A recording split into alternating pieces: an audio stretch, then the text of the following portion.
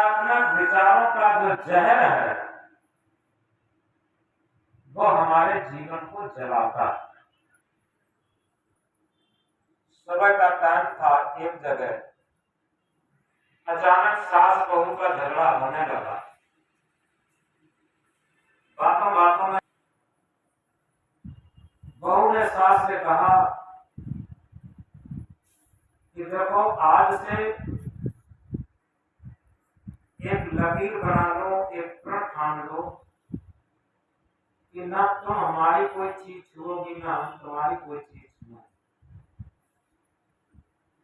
अब सास थी, समझदार थी, बुरा खून था, बहू का नया खून था। वो सोच रही थी बहू कुछ कहती रहेगी, थोड़ी देर शांत हो जाएगी। जब सास बहुत देर तक नहीं बोली, बहू आखिरकार वो भी शांत हो गई।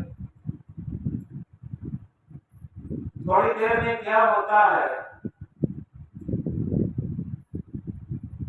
जो सास का नाती था, अपने बेटे का बेटा, वो खेलते खेलते अपनी दादी माँ के पास आ गया। दादी माँ उससे बातें करने लगी और खेलने लगी। अपना मन लड़ाई से हटा करके बच्चे के प्रेम में उड़ेल दिया और बच्चे के साथ मन को हल्का करने लगे। तब तक क्या होता है कि बहू आती है, उंगली हिलाते हुए कहा कि देखो, मैं पहले ही कहा था कि तुम हमारी वस्तु कोई नहीं छुओगी। तुम हमारे बेटे को क्यों गोद में ली हो, इसे क्यों खिला रही हो, इसे क्यों छू रही हो। जैसे ही इस बात को कहा, सासू माँ ने कहा कि देखो, बच्चा तो बच्चा है, तो बेचारा क्या जाने, और वो आ गया है, उसे हम खिलाने लगे, इसमें कौन सा दोष हो गया। अगर यही बात मैं ठानती हूँ, जैसे तुम कहती हो कि मेरे बच्चे को क्यों छू लिया, और इसी तरीके से हम कहते हो कि मेरे बच्चे को तुम नहीं छू सकती, तुम बताओ क्या करोगे फिर? तुम्हारा कोई अस्तित्व रह जाएगा? तुम जीते जी हमारे बच्चे के बिना तुम्हारा अस्तित्व क्या रह जाएगा। और जैसे ही इस बात को सुना, उस बहू का अहंकार गला। उसकी बात समझ में आ गई कि सासू माँ ठीक कह रही हैं कि जब हम अपने बच्चे को नहीं छूने देती और सासू माँ ने अपने बच्चे यानी हमारे पति को नहीं छूने दिया, तो हमारा जीवन कैसा होगा। तो जब भूल समझ में आई, तब बहू जाती है, सासू माँ के पैर स्पर्श करती हैं और निपट जाती है कि माँ, मेरी गलती को क्षमा कर दो, आज से ये हम गलती कभी नहीं करते। ये क्या है? ये सब नकारात्मक विचारों का जहर। ये छोटी छोटी बातें हमें लगती हैं, लेकिन ये छोटी नहीं, बहुत बड़ी बात है। तो इस तरीके से जैसे एक पीपा पानी का आधा खाली है, आधा भरा। अब एक आदमी उसे देखता है तो कहता है कि अरे ये तो बहुत खाली है। एक आदमी देखता है तो कहता है अरे कम से कम आधा तो भरा है। एक आदमी उसी स्थिति में दुखी है, एक आदमी उसी स्थिति में सुखी है। बस यही खेल हमारे जीवन का है। अगर हम सही तरीके से हृदय के पैमाने पर अपने जीवन को जब तोड़ना शुरू करें, आत्मा के तल पर हम जीवन को तोड़ना शुरू करें, तो हम देखेंगे आज न कपड़े की कमी है, न रोटी की कमी है, न दवा पानी खर्चे की कमी है, किसी की कमी नहीं है। कमी है तो जीवन में एक ही है। हम ज्ञान की बातें भी बहुत जानते हैं, पूजा व्रत तीर्थ व्रत भी बहुत कर लेते हैं, ये सब कर लेते हैं, लेकिन अपने अंदर से नकारात्मक विचारों के जहर को निकालना नहीं जानते। जब हम अपने अंदर से नकारात्मक विचारों के जहर को निकालना समझ जाएंगे, तो निश्चित है सकारात्मक विचारों की ऊर्जा से हमारा जीवन सुख शांति पति से आप्लावित होकर के और एक आनंदमय जीवन हो जाएगा। ये कब होता है? जब हमारे अंदर कर्तव्य परायणता आती है। हमें से एक बात को गहराई से समझें, सही कर्तव्य परायणता ही सकारात्मक विचारों की ऊर्जा की वास्तविक शक्ति होती है। कर्तव्य परायणता क्या होती है? जैसे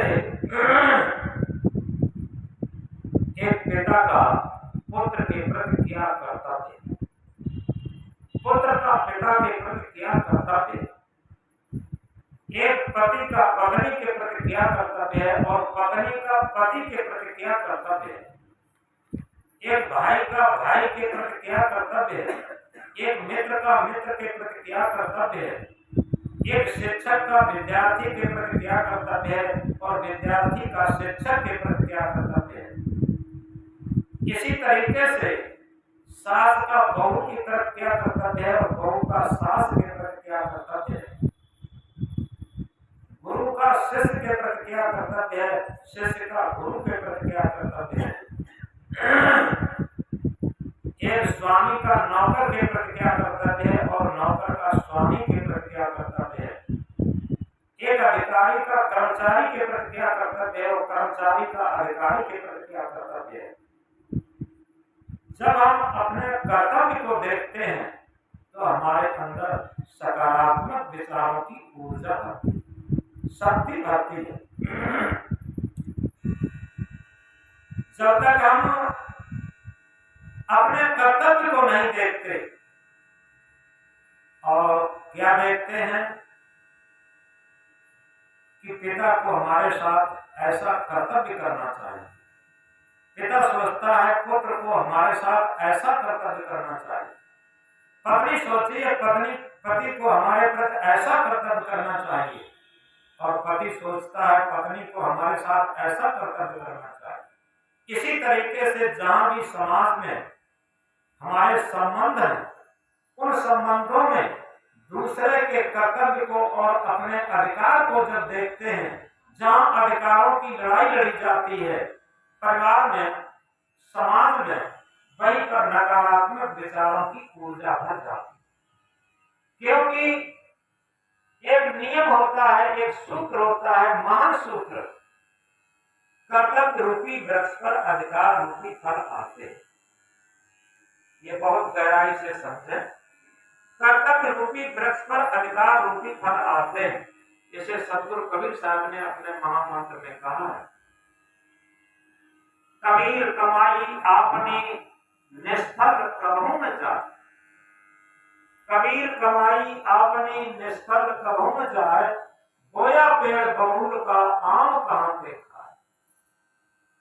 अगर हमने अपने खेत में बबूल का बीज बो दिया है तो बबूल का अंकुर ही तो निकलेगा और उसमें बबूल का वृक्ष ही तो बनेगा और उसमें कांटे ही तो लगेंगे।